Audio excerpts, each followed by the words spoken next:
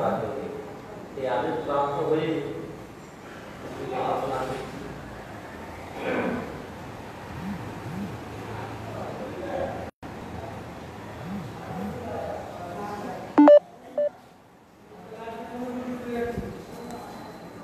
আজকে আমাদের আলোচ্য বিষয় হচ্ছে কুন্তী দেবীর শিক্ষা। কুন্তী দেবীর শিক্ষা, হ্যাঁ, সেই বিষয়ে একটু আলোচনা করব।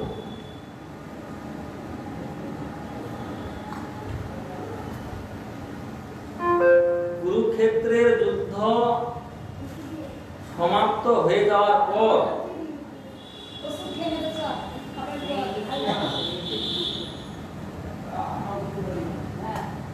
পাণ্ডবগণ, ধৃতরাষ্ট্র,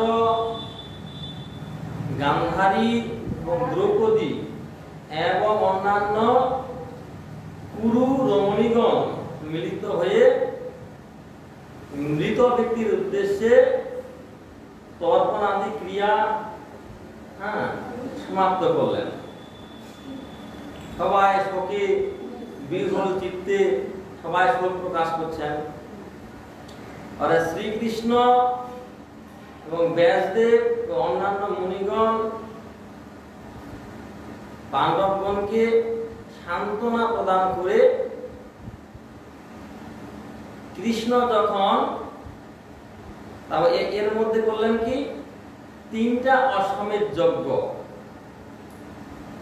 যুধিষ্ঠির মহারাজের দ্বারা সম্পাদন করি শ্রীকৃষ্ণ বা দ্বারকা অভিমুখে গমনে উদ্যত হলেন।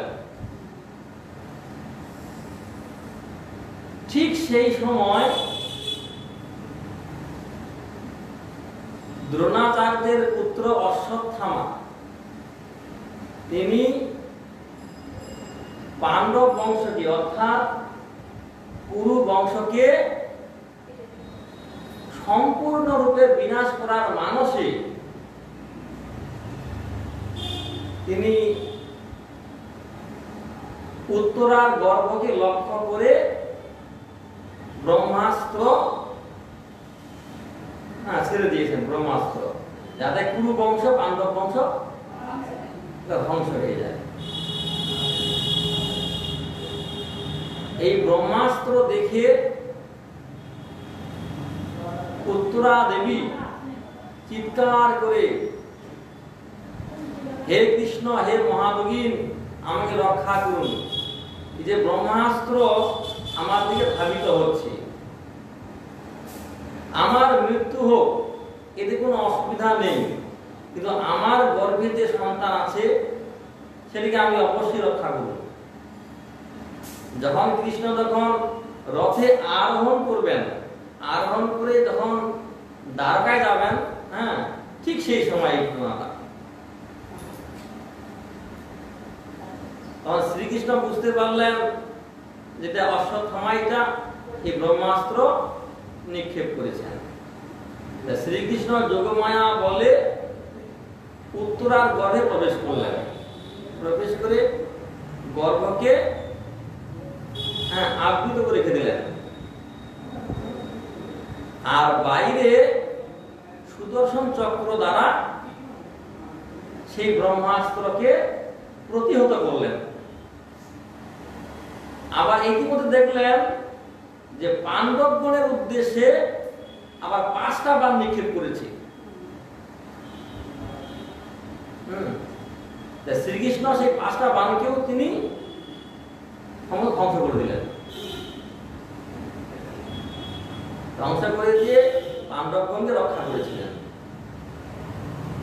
তারপরে তিনি আবার রথে উঠে দ্বারকার দিকে গমনে উদ্যত হলে পাণ্ডবগণ, দ্রৌপদী আদি বা কুন্তী দেবী সবাই এসে কৃষ্ণের চরণে নিবেদন করলেন যেটা আমি আর কিছুদিন এখানে অবস্থান করুন। ঠিক সেই সময় কুন্তী দেবী এসে ভগবানের চরণে স্তব করেছিলেন। সেই কুন্তী দেবীর শিক্ষা সম্বন্ধে আমরা আজকে আলোচনা করব।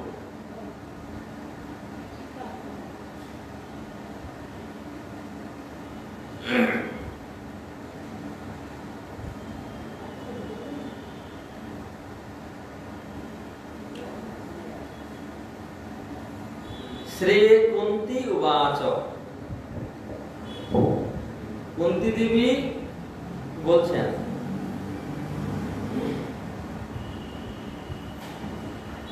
নমস্তে পুরুষং তু আত্মীশ্বরং প্রকৃতে পরম অলক্ষং সর্বভূতানাং অন্তর্বহিরবস্থিতম।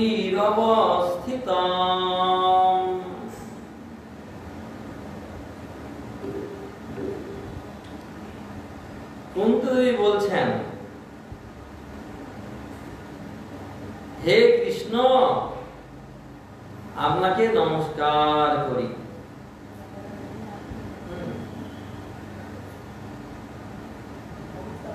তুমি কনিষ্ঠ হইলেও তুমি আদি পুরুষ, পুরুষং আদ্যম, আদ্যম পুরুষং, আমি হচ্ছেন আদি পুরুষ, প্রকৃতে পরম,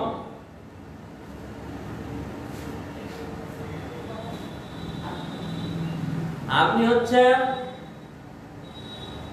প্রকৃতির অতীত বস্তু। আপনি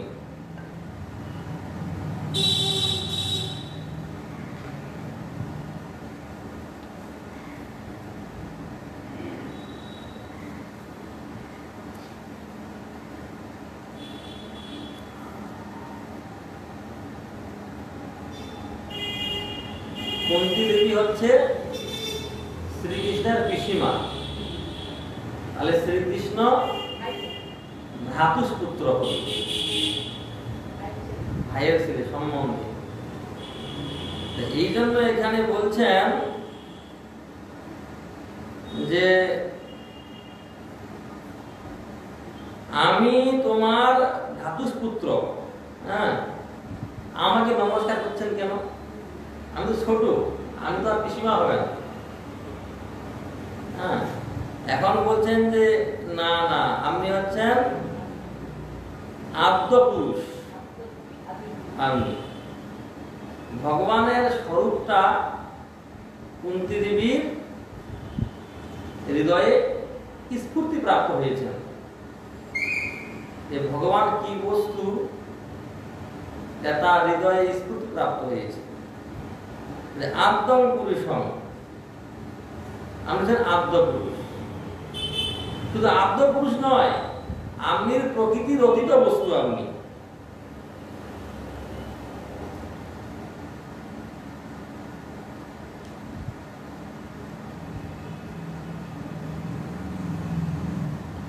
বলছেন যে অলক্ষণ,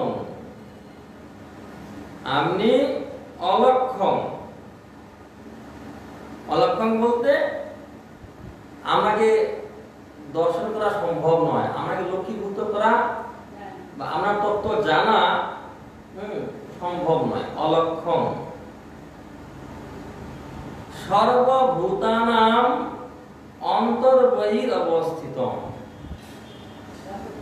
আমি সমস্ত প্রাণীর মধ্যে, প্রাণীর মধ্যে ও প্রাণীর বাইরে আপনি পরিপূর্ণ রূপে আপনি অবস্থিত।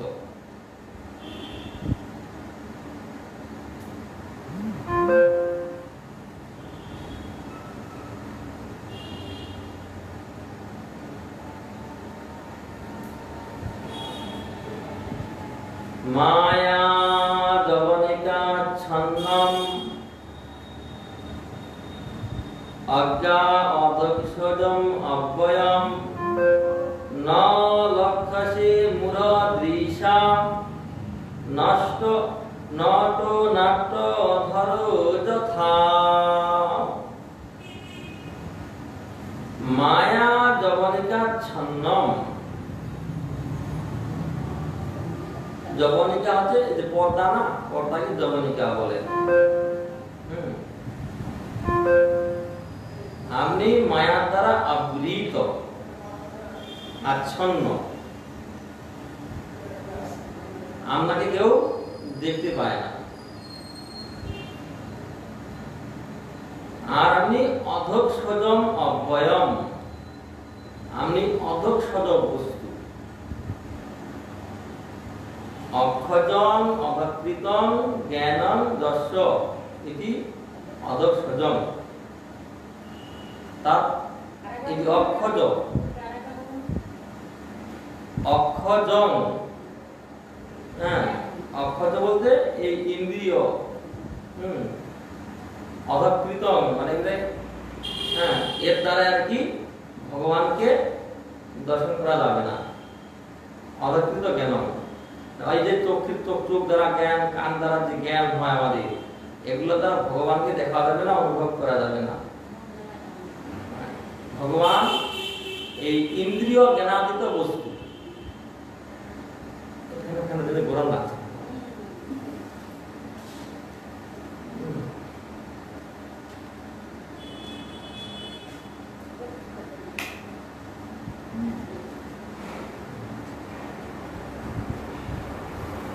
এই জন্য আমি অক্ষত বস্তু এবং অব্যয় বস্তু।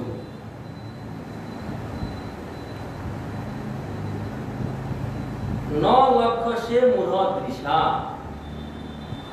মূঢ় ব্যক্তিগণ অর্থাৎ এই ত্রিগুণের দ্বারা যারা আবৃত মূঢ় ব্যক্তি, এই ব্যক্তিগণ আপনাকে দেখতে পায় না।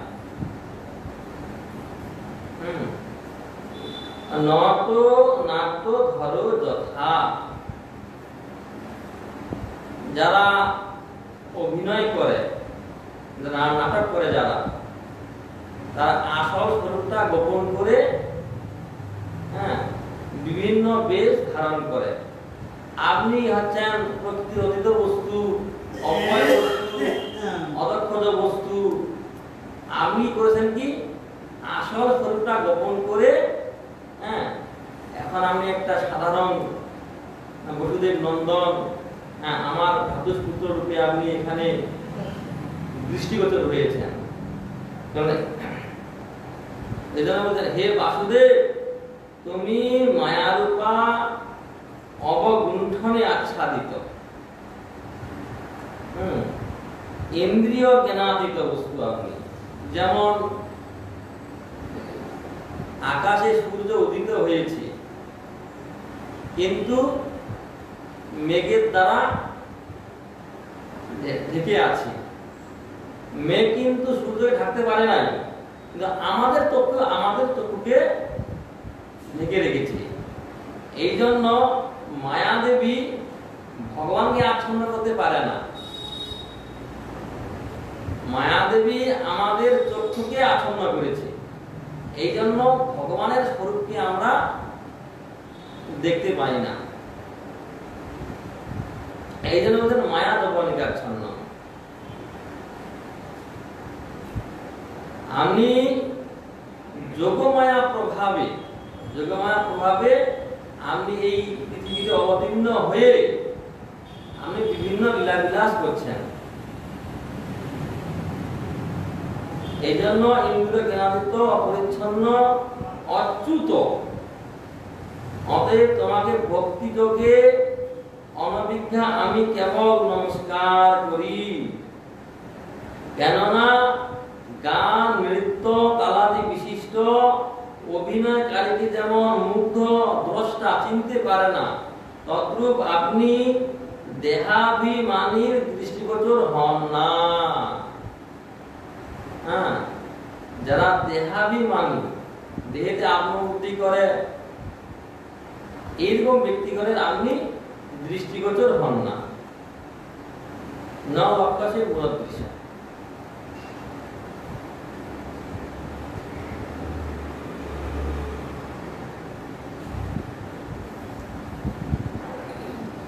তথা পরমহংসানাং মুনিনাং অমলাত্মনাং ভক্তি যোগ বিধানার্থং কথং পশ্য মহি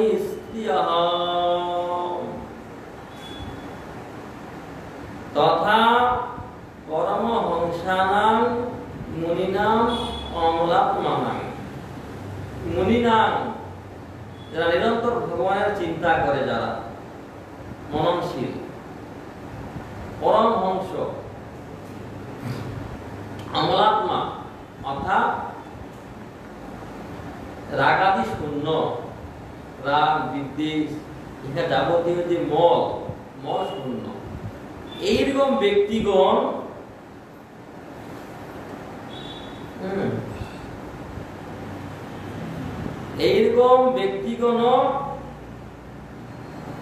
আপনাকে দর্শন করতে পারে না, আপনাকে জানতে পারে না।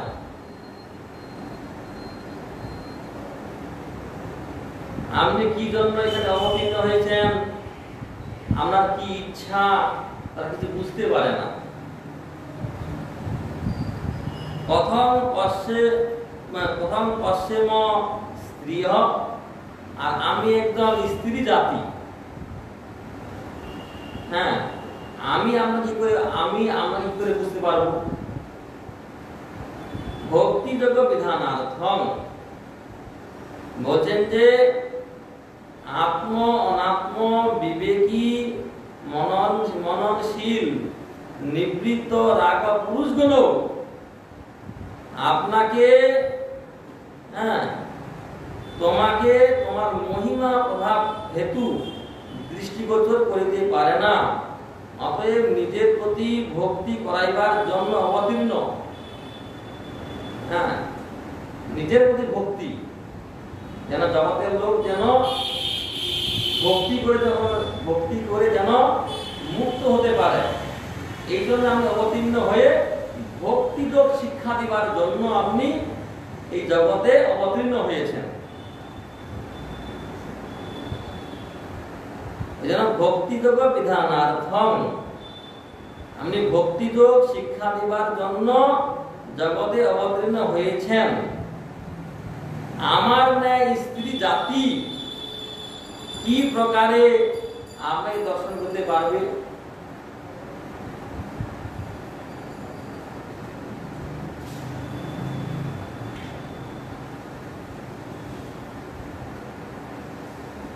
কৃষ্ণায় বাসুদেবায় দেবকী নন্দনায় চ নন্দ গোপ কুমারায় গোবিন্দায় নমো নমঃ। কৃষ্ণায় বাসুদেবায়, হে কৃষ্ণ আপনাকে নমস্কার করি। বাসুদেবায়,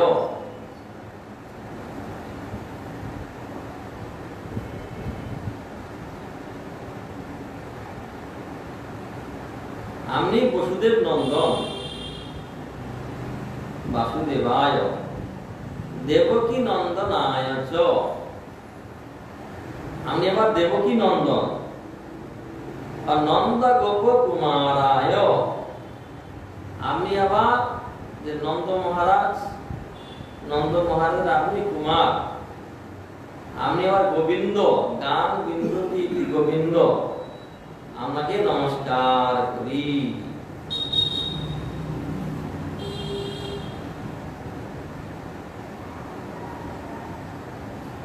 বলছেন যে যত অবতার আছে সমস্ত অবতারের মধ্যে কৃষ্ণ অবতার হচ্ছে সর্বশ্রেষ্ঠ। এই জন্য কৃষ্ণায়, আপনি এই বসুদেবকে ধন্য পবিত্র করার জন্য আপনি এই বসুদেব গৃহে আপনি জন্মগ্রহণ করেছেন, এবং কি দেবকী নন্দন, দেবকী দেবীকে কৃতার্থ করার জন্য সেখানে অবতীর্ণ হয়েছেন আপনি। এখানে বলছেন যে বাসুদেবায়, সেই বসুদেব নন্দনকে আমি প্রণাম করি। তা হয়তো অধিক প্রেমবতী দেবীকে ধন্যা, যিনি তোমার মাতা, এই জন্য বলেছেন দেবকী নন্দন আয়, অর্থাৎ দেবকী দেবীকে আনন্দিত করিতেছেন।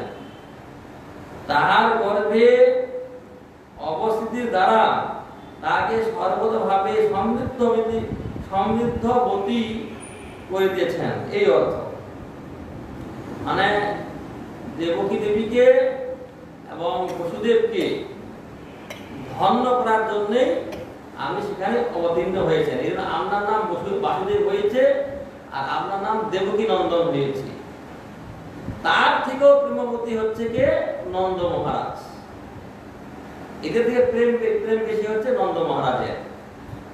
কেননা আমি সেখানে গিয়ে তাদের সঙ্গে আমি লীলা বিলাস করেছেন। আবার দশমতীর স্তন্য পান করেছেন, তার ভয়ে আপনি ভীত হয়েছেন। তারা অতিশয় ধন্য।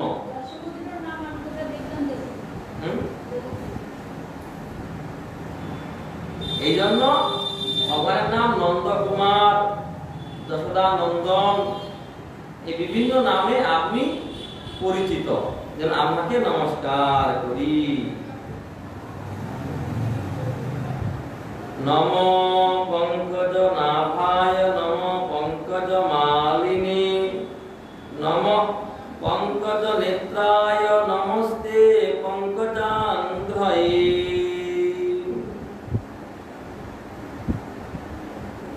নম পঙ্কজ নাভায়,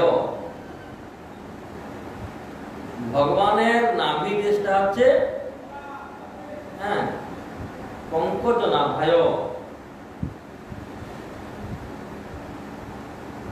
পঙ্কজ নাভৌ দশময়ী মানে কি? পদ্ম ফুলের মতো। পঙ্কজ নাভায়। নম পঙ্কজ মালিনী, পদ্ম ফুলের মালা। নম পঙ্কজ নেত্রায়, পদ্ম পলাশের মতো আয়ত যার চক্ষু। নম পঙ্কজাঙ্ঘ্রয়ে, যার পাদ পদ্ম যুগল পদ্ম সদৃশ। মানে পদ্ম হচ্ছে এই জগতের অতীব সুন্দর বস্তু, পবিত্র বস্তু, সব দিক থেকে ভালো। এই জন্য ভগবানের কোন অঙ্গের যে রূপ বা সৌন্দর্য বর্ণনা করতে গেলে একমাত্র পদ্ম ছাড়া আর অন্য কোন উপমা স্থল নাই।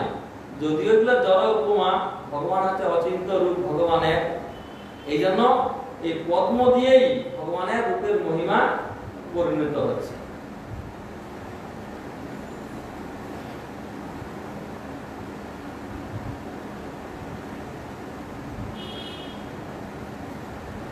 যথা ঋষিকেশ খলেন দেবকী কংসেন রুদ্ধ অতি চিরং সুচারপিতা বিমোচিতা হংস স্বাত্মজা বিভু তয়ৈব নাথেন মুহুর বিপদগণা। হে ঋষিকেশ, ইন্দ্রিয়ানাং ঈশ ইতি ঋষিকেশ, আমি সমস্ত ইন্দ্রিয়ের অধীশ্বর, ইন্দ্রিয়াধিপতি ভগবান। হে ঋষিকেশ, যেরূপ তোমার মাতা দেবকীকে পুরো কংস বহুকাল যাবৎ কারারুদ্ধ করায় তিনি শোকে অভিভূত হইলে তুমি তাহাকে কারামুক্ত করিয়াছিলে, তদ্রূপ হে সর্বব্যাপী বিষ্ণু, পুত্র পাণ্ডবগণের সহিত আমার তুমি রক্ষক বা পালক রূপে বিপদ রাশি হইতে বারবার মুক্ত করিয়াছ। কুন্তী দেবী বলছেন যে খলেন দেবকী কংসেন রুদ্ধা, এই যে পুরো স্বভাব যে কংস, তিনি এই বসুদেবকে আর দেবকীকে কারাবদ্ধ করে গেছিলেন। আমি এসে বললাম কি কারামুক্ত করেছিলেন। ঠিক সেই রকম এই যে বারবার বিপদ, কত রকম বিপদ, পাণ্ডব আমার পুত্র সহ আমাকে নানা রকম বিপদ থেকে আপনি উদ্ধার করেছিলেন। এই যে আপনার যে কৃপা, আপনার যে অনুগ্রহ, হ্যাঁ, এ আমি কোনোদিন ভুলবো না। এই জন্য আপনাকে বারবার নমস্কার করি।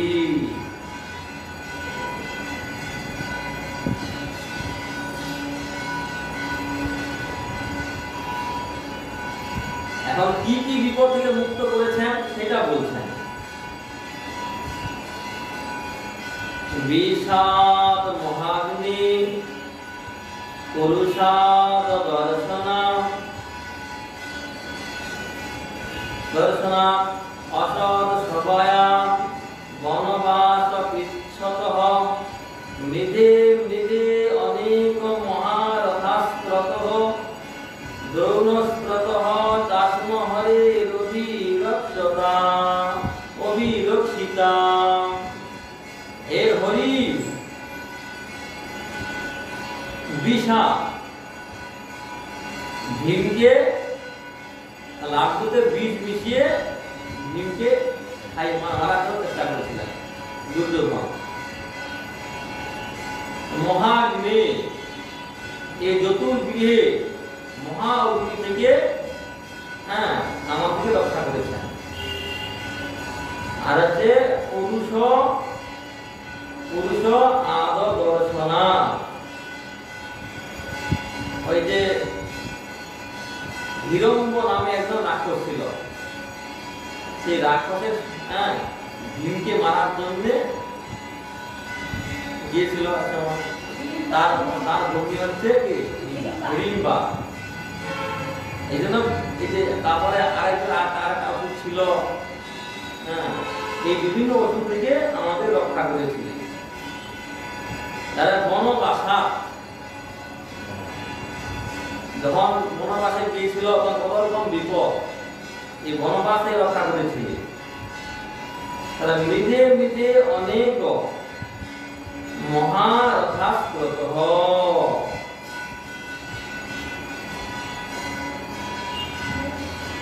এই যে মহা অস্ত্র, পিতামহ ভীষ্ম, দ্রোণাচার্য, কর্ণ, এদের যে অস্ত্র, এদের অস্ত্রগুলো থেকে আমাদের রক্ষা করেছিল। আর বর্তমান দ্রৌণস্ত্রতঃ, দ্রৌণ হচ্ছে অশ্বত্থামা, দ্রোণাচার্যের পুত্র দ্রৌণ। এই বর্তমান তুমি এই অশ্বত্থামার অস্ত্র থেকে আমাদেরকে রক্ষা করলে। এই জন্য বলছেন, সেই হে শ্রী হরি, তুমি আমাদেরকে বিষ মিশ্রিত মোদক জনিত মৃত্যু হইতে, চতুর্গৃহ হইতে এবং হিড়িম্বাদী রাক্ষসগণের নেত্রপথ হইতে দ্রুত স্থান পাশা খেলা, পাশা খেলে হেরে গেল, আর পুনরায় আবার রাজ্য পেয়ে গেল। আবার রাজ্যগুলো আবার তাকে আবার রাজ্য হারালো আবার, এইরকম। এইভাবে বনবাসের কষ্ট হইতে ভীষ্ম, দ্রোণ, কর্ণ প্রভৃতি বহু মহারথী প্রাণঘাতী অস্ত্রসমূহ এবং পঞ্চতী অশ্বত্থামার এই ব্রহ্মাস্ত্র হইতে সর্বতভাবে রক্ষা করিয়াছ। এই জন্য আপনাকে বারবার আমি নমস্কার করি।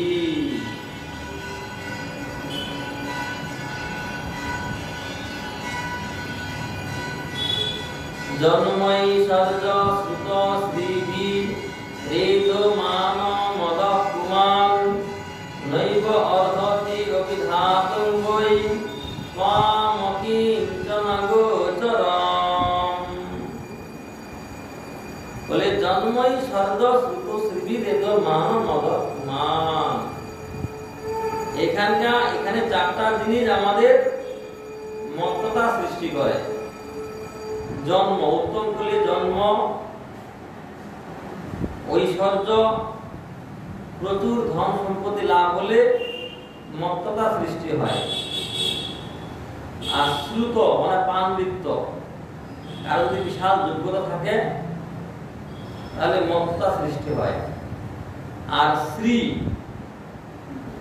হ্যাঁ, কারো যদি সৌন্দর্য থাকে তাহলে খুব অভিমান হয়, মমতা সৃষ্টি করে। এই চারটা হচ্ছে মায়ার বৃত্তি। এই চারটা, এটা সমস্ত পুরুষগণের মত সৃষ্টি করে। নৈব অর্হতি অভিধাতুং বৈ ত্বং অকিঞ্চন গোচরম। যারা অকিঞ্চন ব্যক্তি, এই আমার এই জগতে কিছু আছে তারা এরকম অভিমান করে না, তারা অকিঞ্চন। এইরকম অকিঞ্চনের আপনি গোচরীভূত হন, তাদের কাছেই আপনার স্বরূপ, আপনার নাম, আপনার লীলা তাদের কাছেই প্রকাশিত হয়। কিন্তু যারা অভিমানী ব্যক্তি তাদের কাছে আপনি এগুলো প্রকাশ হয় না, প্রকাশ করেন না। এজন্য হে কৃষ্ণ, এই সৎকুল, ধন, বিদ্যা ও রূপাদি লাভে যার অহংকার বর্ধিত হইয়াছে, সেই সকল ব্যক্তি নিরভিমান নিষ্কাম ভক্তের লভ্য তোমার শ্রীকৃষ্ণ, গোবিন্দ ইত্যাদি শুদ্ধ নাম কখনো কীর্তন করতে পারে না। যাদের অভিমান আছে, আপনার নাম তারা কীর্তন করতে পারে না। নৈব অর্হতি অভিধাতুং, আপনার নাম, আপনার রূপ, আপনার লীলা তারা বুঝতেও পারে না, তারা কীর্তন করতেও পারে না, অনুভব করতেও পারে না। কে পারে? তাম অকিঞ্চন গোচরম। যারা অকিঞ্চন ব্যক্তি তাদের কাছে আপনি এগুলো প্রকাশ করেন। অতএব এখানে কুন্তী দেবীর ইচ্ছা যে আপনি আপনার স্বরূপটা, বাস্তব স্বরূপটা আমার কাছে প্রকাশ করুন।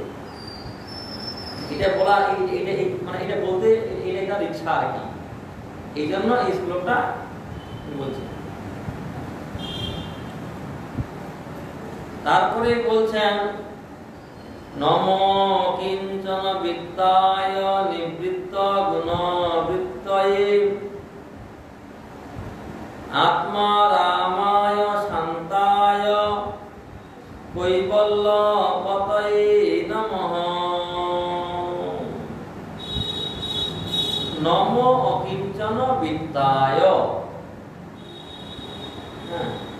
যারা অকিঞ্চন ব্যক্তি, নিষ্কিঞ্চন ব্যক্তি, হ্যাঁ, তাদের বৃত্ত বা তাদের সম্পত্তি হচ্ছে একমাত্র ভগবান। ভগবানই হচ্ছে তার একমাত্র সম্পত্তি। তাছাড়া আর এই জগতে আর কোনো সম্পত্তি নেই। অথবা হ্যাঁ, অকিঞ্চনগণ হচ্ছেন যাহার সম্পদ। ভগবানের সম্পদ হচ্ছে অকিঞ্চনগণ। ভগবানের এই জগতের কোনো সম্পত্তি নাই। পূর্ণানন্দ বস্তু, আত্মারাম আত্মকাম। এই জগতের কোনো সম্পত্তি বা বিত্তের কোনো প্রয়োজন নাই। ভগবানের সম্পত্তি হচ্ছে একমাত্র ভক্তগণ, আর ভক্তগণের সম্পত্তি হচ্ছে ভগবান। এই জন্য বলছেন নম অকিঞ্চন বিদ্যায়।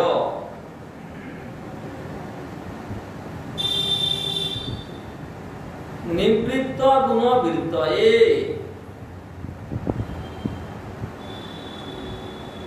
নিবৃত্তা নিরস্তা গুণ বৃত্তয় ধর্মার্থ কাম বিষয়া তস্মাৎ তস্মৈ নির্গুণায়তি যাবৎ। ভগবান হচ্ছে নির্গুণ বস্তু, ভগবান গুণার্থ বস্তু। এই জন্য নিবৃত্ত গুণ বৃত্তয়ে। আর এখানে যত সমস্ত বস্তু সব গুণময় বস্তু, ধর্ম, অর্থ, কাম, যত রকম বস্তু দেখবেন, হ্যাঁ, এই জন্য এগুলা ভগবানের মধ্যে নাই। ভগবান নির্গুণ বস্তু। এই জন্য নিবৃত্ত গুণবৃত্ত, আপনি গুণ থেকে সম্পূর্ণ মুক্ত। আপনি আত্মা রামায়, আপনি আত্মা রাম, আপনি নিজের আনন্দে নিজে বিভোর। কেউ আপনাকে আনন্দ প্রদান করবে এ জগতে এমন কোনো বস্তু নাই। আত্মা রামায় অর্থাৎ পূর্ণানন্দ স্বরূপায়, মানে পূর্ণানন্দ স্বরূপ। আর শান্তায়, ভগবান হচ্ছে শান্ত। ভগবানের মধ্যে এরকম বিষম দৃষ্টি, হ্যাঁ, বা রাগ দেশ এর কিছুই নাই ভগবানের মধ্যে। এবং এই কৈবল্য পতয়ে নমঃ। কৈবল্য হচ্ছে মুক্তি। হ্যাঁ,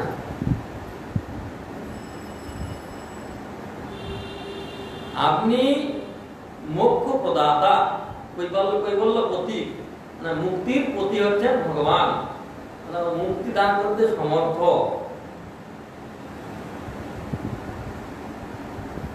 যেন কৈবল্য পতয়ে নমঃ।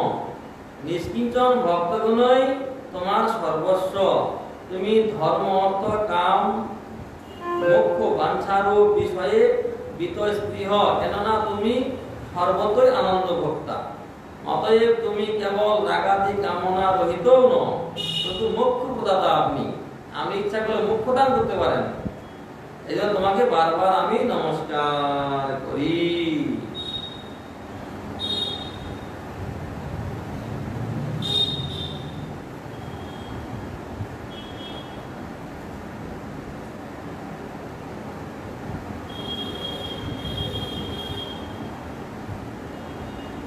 মন্নিত্বং কালম ঈশানাম অনাদি নিধনং বিভুম সমং চরন্তং সর্বত্র ভূতানাং জনমিথো কলিহি। মন্নিত্বং কালম ঈশানাম অনাদি নিধনং বিভুম। হে কৃষ্ণ, হ্যাঁ, আপনি কাল স্বরূপ। আপনি,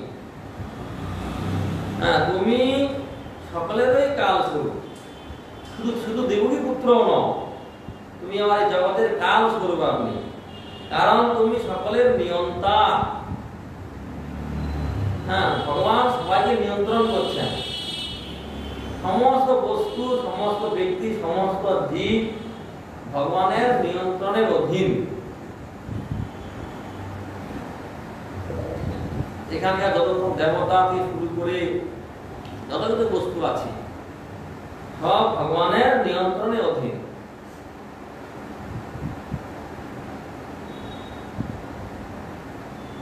কারণ তুমি সকলের নিয়ন্তা, তোমার কোনো আদি অন্ত নাই। অনাদি নিধনম, অনাদি নিধনম, ভগবানের আদি এবং অন্ত নাই। যেন বলছে না, অনাদির আদি গোবিন্দ, সর্বকারণ কারণম এবং বিভুম। আপনি সমস্ত প্রাণীর অন্তরে বাহিরে অবস্থান করছেন, সর্বত্র ব্যপ্ত। এজন্য আপনি বিভুম। সমচরন্তম সর্বত্র, আপনি সমম চরন্ত সর্বত্র। আমি সর্বত্র সমভাবে অবস্থান করছেন, বিচরণ করছেন আপনি।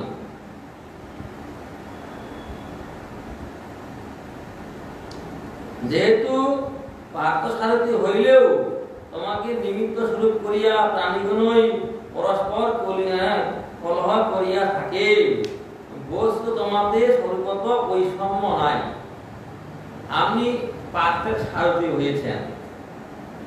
দেখা যাচ্ছে পক্ষপাতিত্ব দোষ দেখা যাচ্ছে। আপনি পাণ্ডবগণের পক্ষ নিয়েছেন, কুরুগণের পক্ষ আপনি গ্রহণ করেন নাই।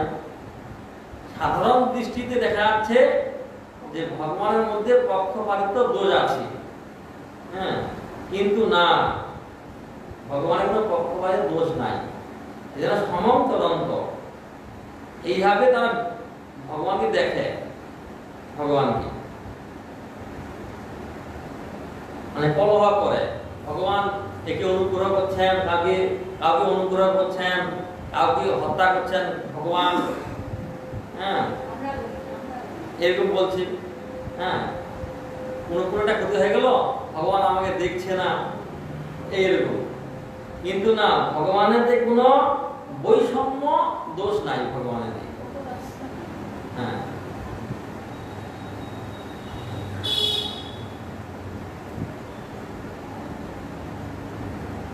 নবেদ কশ্চিৎ ভগবান চিকিৎসিতং তবিহ মানস্য লীলাং বিড়ম্বনম না দস্য কশ্চিৎ দ্বৈতস্তি করিচিৎ দেশস্য তস্মিন বিষমামতির্নাম। সমস্ত জীবের যে মতি বুদ্ধিটা বিষম, কারো সাত্বিক গুণ, কারো রাজসিক গুণ, তামসিক গুণ, গুণ অনুযায়ী বুদ্ধিটা বিভিন্ন রকম হয়, বিভিন্ন ভাব হয়। হে ঈশ্বর, তোমার কোন কালে কেহই প্রিয় মিত্র অথবা অপ্রিয় বা শত্রু নাই আপনার। অতএব তুমি মানবগণের লৌকিক লীলা অনুকরণে উদ্যত হইয়া যা সম্পাদন করিতে বিলাস করো, তোমার সেই অভিপ্সিত বিষয় কেহই জানিতে পারে না। আপনি কি জন্য অবতীর্ণ হয়েছেন, আমার অভিলাষ কি, আমার ইচ্ছাটা কি, এটা কেউ জানতে পারে না। আমাদের শত্রু নাই, তো মিত্রও নাই। তোমাদের মানবগণ অনুগ্রহ নিগ্রহ রূপ বিপর্যয় বুদ্ধি করিয়া থাকে। শিশুপালকে বধ করলেন,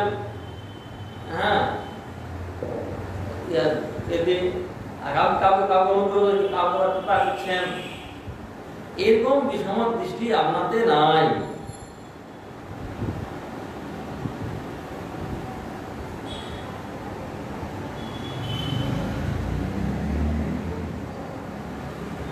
এই যে আপনি যে এই জগতে অবতীর্ণ হয়ে এই যে আপনি লৌকিক লীলা অনুকরণ করছেন, এটা আমাদের কাছে অত্যন্ত বিড়ম্বনম, মানে অত্যন্ত আশ্চর্যজনক। আপনি পরিপূর্ণ বস্তু স্বয়ং ভগবান অনন্ত অখিল বিশ্বব্রহ্মাণ্ডের মালিক হয়েও আপনি আমাদের কাছে মানুষের মতো লীলা করছেন, এটা অত্যন্ত আশ্চর্যজনক। এটা আমরা কিছুতেই বুঝতে পারছি না।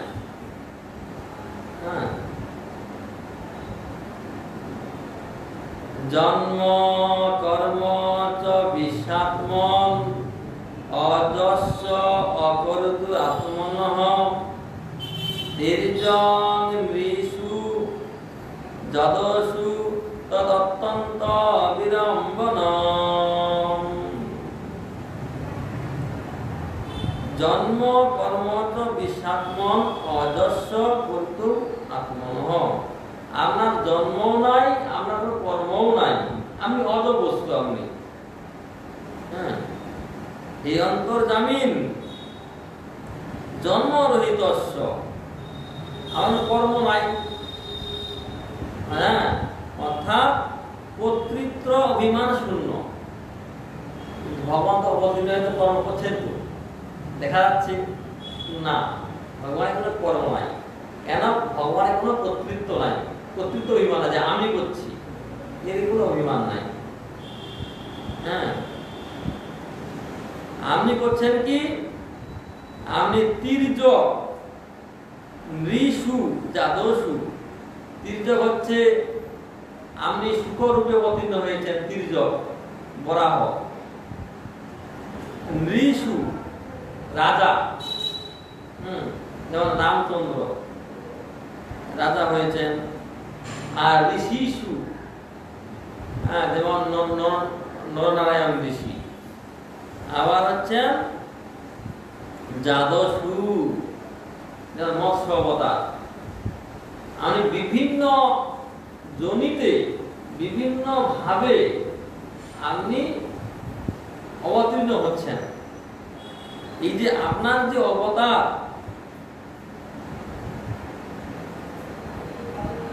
আপনার অবতীর্ণ হইয়া যে যে ক্রিয়া অনুষ্ঠান করছেন বা করিয়াছেন, তৎ সমস্ত কেবল অভিনয়, অর্থাৎ লোকবঞ্চনা মাত্র।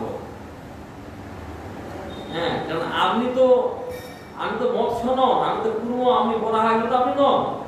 এই রূপগুলো আপনি স্বীকার করেছেন, কিন্তু সাধারণ দৃষ্টি দেখা যাচ্ছেন যে তিনি কুর্ম হয়েছেন, সাধারণ কুর্ম একজন, বা সাধারণ মৎস্য হয়েছেন, এটা কিন্তু বাস্তব নয়, এটা অভিনয় মাত্র। বাস্তব কোনটা?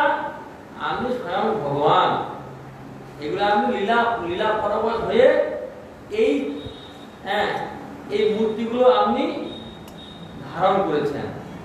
ভগবান পুরাহর ধারণ করে তিনি কি ওই পৃথিবী চলে গিয়েছে, তিনি ঘ্রাণের দ্বারা অন্বেষণ করছেন যে পৃথিবী কোথায়। এই যে আপনার যে লীলা, এটা মাত্র একটা আশ্চর্যজনক লীলা ভগবানের, লোক বঞ্চনা মাত্র এটা।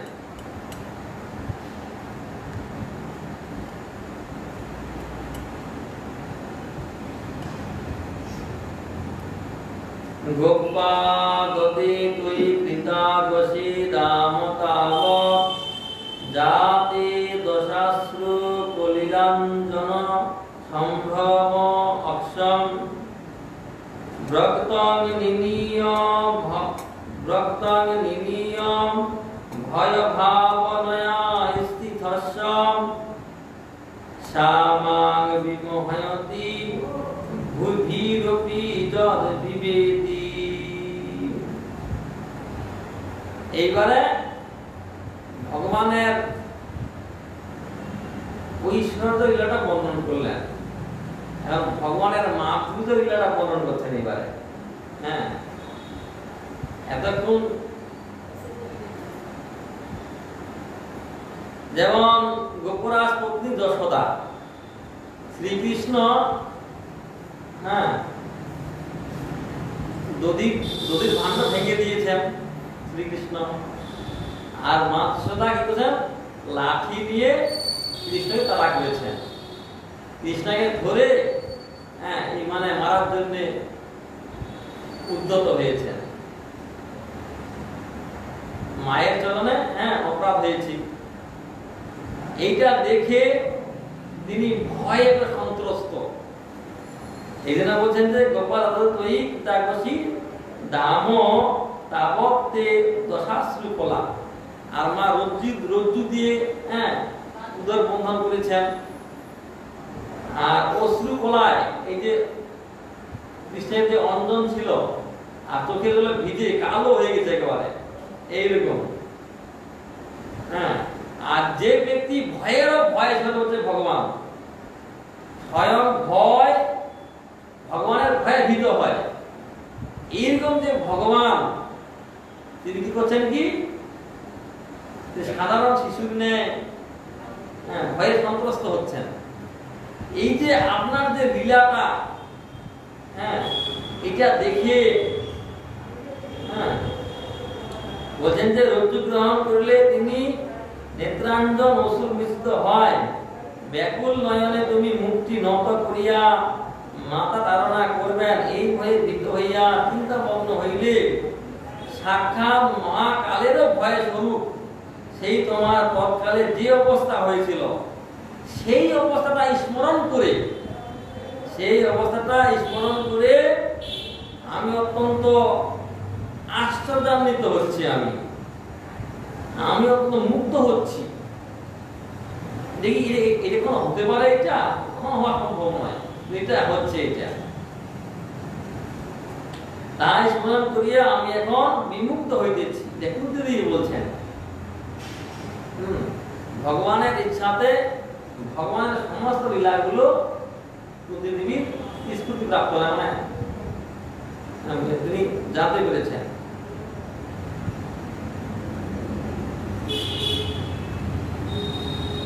কেচিদ আহু অজন জাতং পুণ্য শ্লোকস্য কীর্তয়ে যত প্রিয়স্য অন্নবায়ে মলয়স্যেব চন্দনম।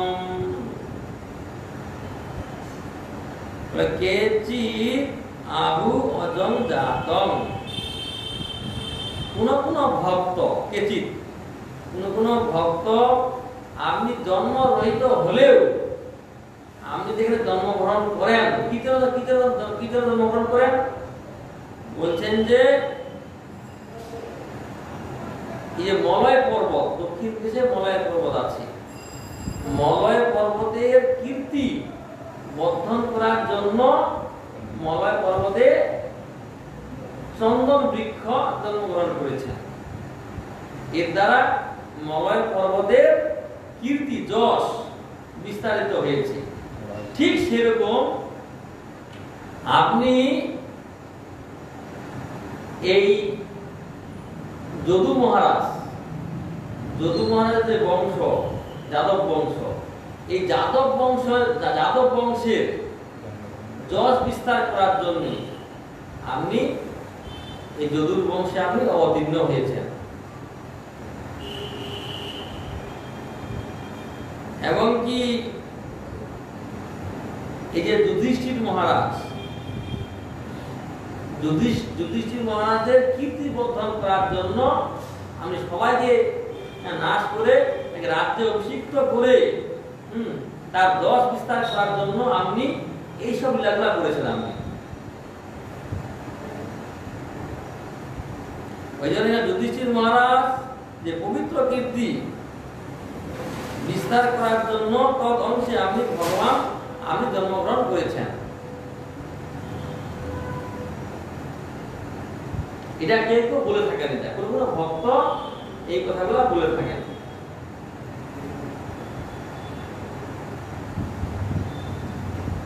অপরে বাসুদেবস্য দেবকাং যাচিত অভ্যগা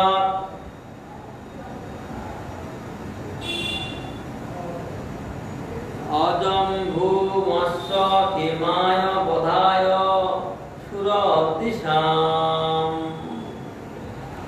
আবার এই জগতের মঙ্গল এবং অসুরগণের বধের নিমিত্ত স্বয়ং জন্ম রহিত হইলেও তোমাকে যাচনা করায় পূর্বজন্মে সুতপা কৃষ্ণরূপী ক্ষত্রিয় দম্পতি বসুদেব ও দেবকীর পুত্রত্ব সর্বতভাবে প্রাপ্ত হইয়াছ, অর্থাৎ অঙ্গীকার স্বীকার করিয়াছ, ইহা কেহ বলিয়া থাকেন। পূর্বজন্মে এই বসুদেব আর দেবকী পূর্বজন্মে কৃষ্ণী আর সুতপা ছিলেন। তারা ভগবানের কাছে প্রার্থনা করেছিলেন, তারা তপস্যা করেছিলেন, তপস্যা করে বলেছিলেন, হে প্রভু, আপনার মতো যেন কোনো সন্তান হয় আমাদের, আপনার মতো, আপনার ন্যায়। আর ভগবান বললেন, তো আমার ন্যায় মতো আমি একমাত্র আমার ন্যায়, আমার দ্বিতীয় আর কেউ নাই। এটা তাদের প্রার্থনায় আমি বর্তমান এই বসুদেব ও দেবকীর গর্ভে আমি অবতীর্ণ হয়েছেন তাদের মঙ্গলের জন্য। কৃষ্ণী এবং সুতপা এখানে বসুদেব আর দেবকী পেয়েছেন, তাদের মঙ্গলের জন্য আপনি বসুদেব এবং দেবকীর গর্ভে অবতীর্ণ হয়েছেন। কোনো কোনো ভক্ত এরকম বলে থাকেন, কিন্তু বাস্তবিক পক্ষে আপনার জন্ম নাই, আপনি অজবস্তু।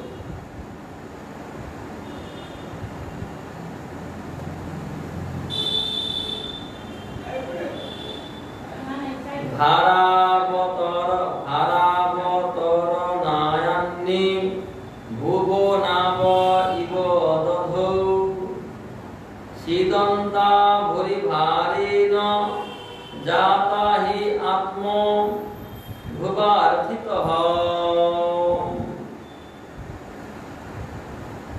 আবার সমুদ্রের মধ্যে বিপুল ভার বসত মজ্জমান নৌকার ন্যায় দুর্বিসহ অপভারে অবসন্ন প্রায় পৃথিবী ভার হরণের জন্য স্বয়ম্ভু ব্রহ্মার প্রার্থনা ফলেই আপনি অবতীর্ণ হইয়াছেন, ইহা কেউ কেউ বলিয়া থাকে। যখন সমস্ত পৃথিবী পাপ ভারে ভারাক্রান্ত হয়ে গেছিল, তখন ব্রহ্মা ও পৃথিবী দেবী এবং অন্যান্য দেবতাগণ ক্ষীর সমুদ্রে গিয়ে ভগবানের কাছে প্রার্থনা করেছিলেন, হে প্রভু, আমি অবতীর্ণ হয়ে এই পৃথিবীর ভার ধারণ করব।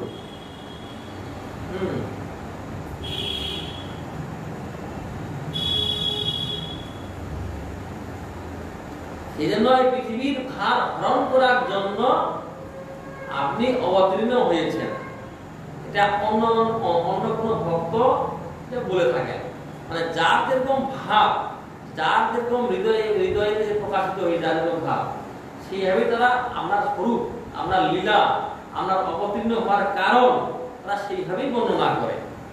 সবটাই ঠিক, কোনোটাই ভুল নয়। হ্যাঁ,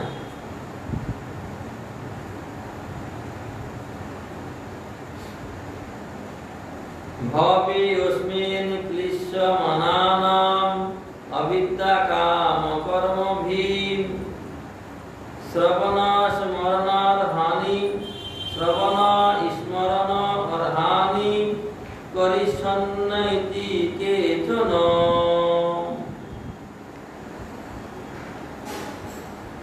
বলেন যে হে গোবিন্দ, এই সংসারে তোমার পরমানন্দ স্বরূপের অজ্ঞান রূপিণী যে অবিদ্যা জনিত জীবের দেহাত্মবুদ্ধি হয়, তা হইতে কামের উৎপত্তি।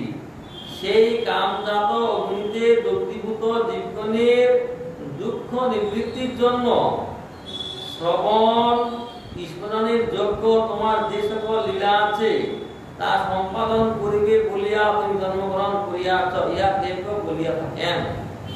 এই অবিদ্যার দ্বারা সমস্ত জীব দগ্ধীভূত হচ্ছে, এদেরকে উদ্ধার করার জন্য আপনি অবতীর্ণ হয়ে বিভিন্ন লীলা করে থাকেন। এই লীলাগুলোকে শ্রবণ কীর্তন স্মরণ করে তারা এই অবিদ্যার হাত থেকে মুক্ত হবে, সেই জন্য আপনি অবতীর্ণ হয়েছেন। অবতীর্ণ হয়ে নানা রকম লীলাবিলাস করেছেন। এগুলো শ্রবণ করে স্মরণ করে কীর্তন করে এই অবিদ্যাগ্রস্ত জীব অবিদ্যা থেকে মুক্ত হবে, সেই জন্য আপনার অবতীর্ণ হওয়ার কারণ এটাকে কেউ বলে থাকেন। এটা শৃণ্বন্তি গায়ন্তি গৃহ্ণন্তি অভিক্ষ্ণাসহ স্মরন্তি নন্দন্তি তবে হিতং জনাঃ তব এব পশ্যন্তি অচিরেণ তাবকং ভব প্রবাহ পরমং পদাম্বুজং। এই ভগবানের কথা শৃণ্বন্তি, গায়ন্তি, শ্রবণ করা, গান করা, গৃহ্ণন্তি,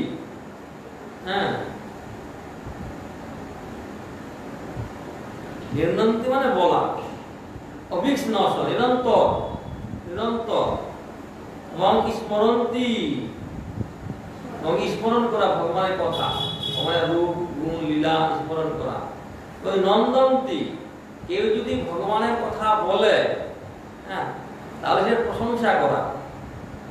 এইভাবে করলে কি হবে, এই যে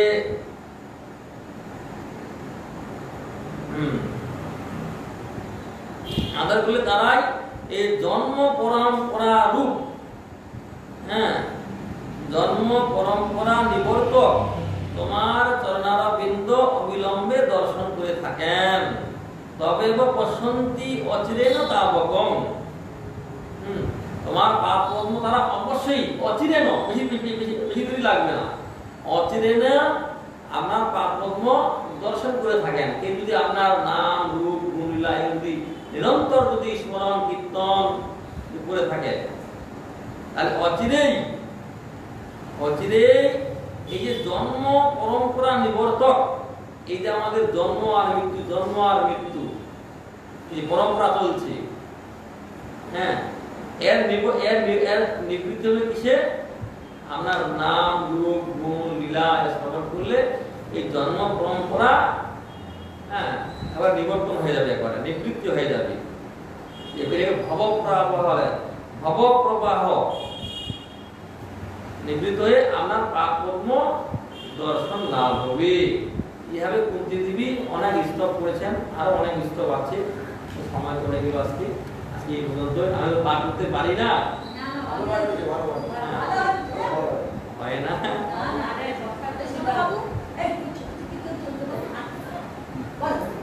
বাঞ্ছা পূর্বতর বর্ষা কৃপা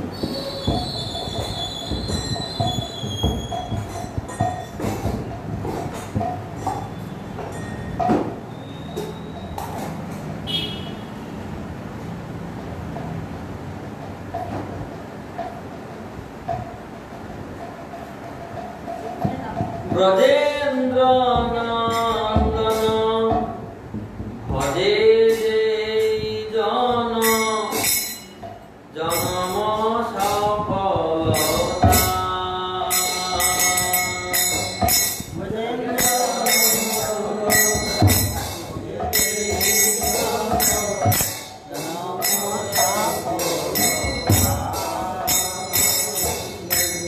ব্রজেন্দ্র নন্দন ভজে